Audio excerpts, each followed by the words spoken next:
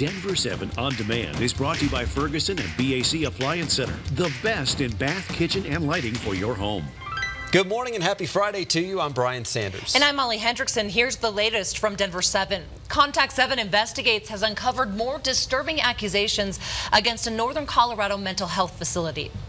For the past 2 months now, our team has reported on serious claims that the facility has failed to provide quality care for patients dealing with mental illness. So in the wake of our reporting, Clearview Behavioral Health in Johnstown is now currently at the middle of several state and federal investigations. Now, former employees and family members accuse the facility of stealing money and valuables from patients. He had almost $400 cash. When the belongings were brought to us, the cash was gone. Stealing money from the mentally ill? Is that really happening? That's really happening. Valuables, money, absolutely.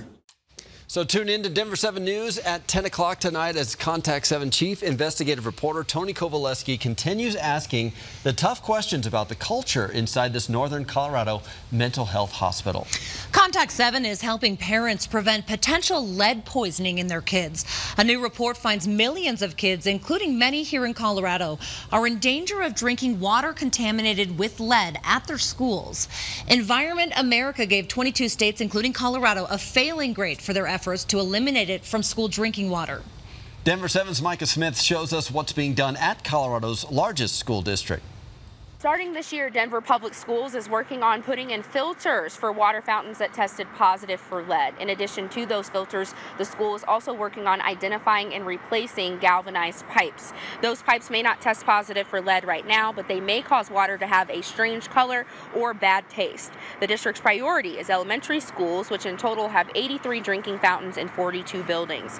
The district is also working on developing a schedule to resample water at all schools on a 3 to 5 year cycle.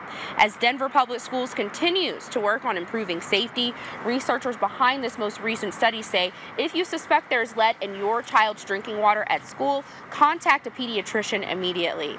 Reporting in Denver, Micah Smith, Denver 7. Tomorrow, the Union for Workers at King Soopers and City Market location sits down with its store management to resume talks on a new contract. Union members have already voted to go on strike, but King Soopers' parent company hopes it doesn't come to that. The two sides have gone back and forth on higher pay and better benefits for its workers, but they have very different views of the latest offer. Their offer included a wage packet that really only provided a small wage increase to only half of the workers who are already struggling to make ends meet in Colorado. Every associate will see an increase in wages over that 3 years. Not some, not half. Every associate will see an increase in wages over the next 3 years. King Soopers says it cannot give us details of their offer because it's still being negotiated. However, if employees want to see it, they can ask their management team. U.S. Senator Michael Bennet is close to deciding whether to join the Democratic field of candidates for president. He's expected to make his intentions clear within the next 2 weeks. Bennet doesn't have a lot of exposure on the national stage, but he did get some big media coverage earlier this year when he gave a passionate speech on the floor of the Senate during the government shutdown. Another potential 2020 contender, former Starbucks CEO Howard Schultz, will hold a town hall meeting in Colorado Springs today. Yesterday, during similar events in Denver and Boulder, he took aim at President Trump, Democrats, and the current state of politics in the U.S. The country is in a very fragile moment. It's historic for us. I believe we are better than this. I believe that we are better than the political class. I believe we deserve more. Democratic strategists worry Schultz could attract enough support from moderates and independents and play spoiler for a more liberal Democratic nominee. As the cost of rent continues to rise in our Colorado, developers are now working to find more affordable options for you. And a new development that broke ground this week is a little different. All 66 of its units will be rented out at affordable prices. The Walnut Street lofts are going up across the street from the Blake Street rail station. Units will be rented from $400 for a one-bedroom to $1,200 for a three-bedroom apartment.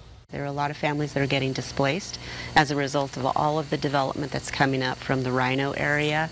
The entire neighborhood is starting to change, or it has been changing, and it was important for us to provide family units.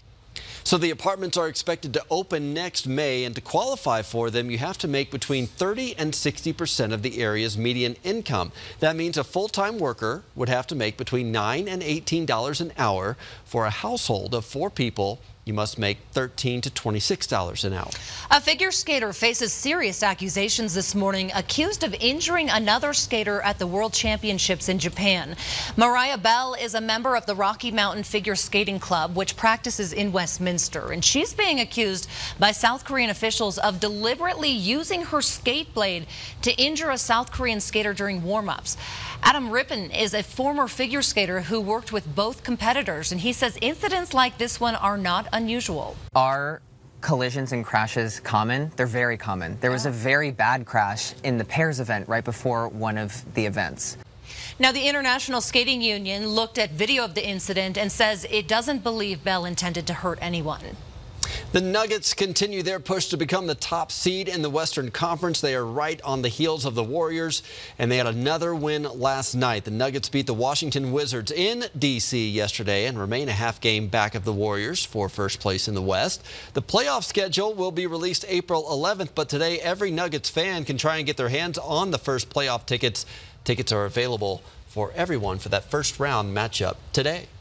Tomorrow will be a special night at the Colorado Eagles hockey game in Loveland for one deserving family. Yeah, the Eagles will be playing for a lot more than a win in their annual Pot of Gold game. It's a night devoted to raising money for a family who's going through hard times. So tomorrow's donations will go to the Romito family.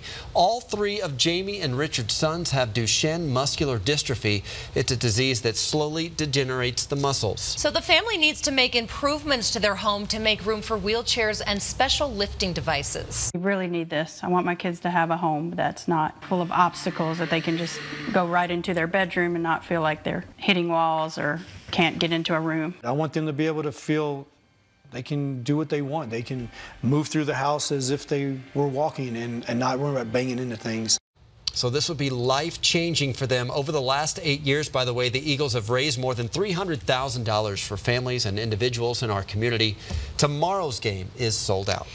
All right, let's get a check of that forecast. It is a first alert action day, Katie. Yes, it is. A soggy spring storm moving into Colorado. It'll bring widespread snow to our mountains and rain across the plains. So here are your headlines. That snow will continue off and on throughout the majority of our high country into the afternoon. Showers off and on for the Denver metro area, and the chance for even some scattered thunderstorms across the plains as we get into later on this afternoon. But by 10 o'clock, we'll be in the low 40s. Daytime highs will top out in the low 50s under a mostly cloudy sky here in Denver. Chance for rain will pick up as we get into about 6 o'clock tonight. So that rain will turn to a rain-snow mix early Saturday morning. Then skies will clear throughout the day on Saturday. Tomorrow we're expecting a high of 53. Sun will stay out for Sunday for the first half of the day. Then chance for a few more storms with a high of 58. And then it is going to get a whole lot warmer and stay dry Monday, Tuesday, Wednesday with 70s returning to the 7-day. Looking good next week. Thank you, Katie. Well, we know the weather may not cooperate with your plans today, but that doesn't mean you have to spend the weekend indoors. So here's a look at the 7 best things to do in Colorado this weekend. You can check out the Denver Botanic Gardens for free today. It's the time of the year when the roses start to bloom. The garden is open from 9 this morning until 5 this afternoon. You can also take a trip back in time to the age of dinosaurs here in Denver. Jurassic Quest lets you experience what it was like living among the dinosaurs. It's at the Colorado Convention Center today through Sunday. Tickets are $22 for adults and kids, $20 for seniors, police, and military members. And if you're planning some home renovation this spring, come check out the Denver Home Show. It's at the National Western Complex today through Sunday. Tickets are $11 for adults, but you can get a $2 discount if you buy them online. Kids 12 and under get in free. And you can check out the rest of that list. Just head to thedenverchannel.com and click on the 7 best things to do in Colorado this weekend. This has been your Denver 7 on-demand update. Thanks for joining us. Be sure to check back here later tonight for another update and download the Denver 7 app for breaking news and alerts. Have a great Friday.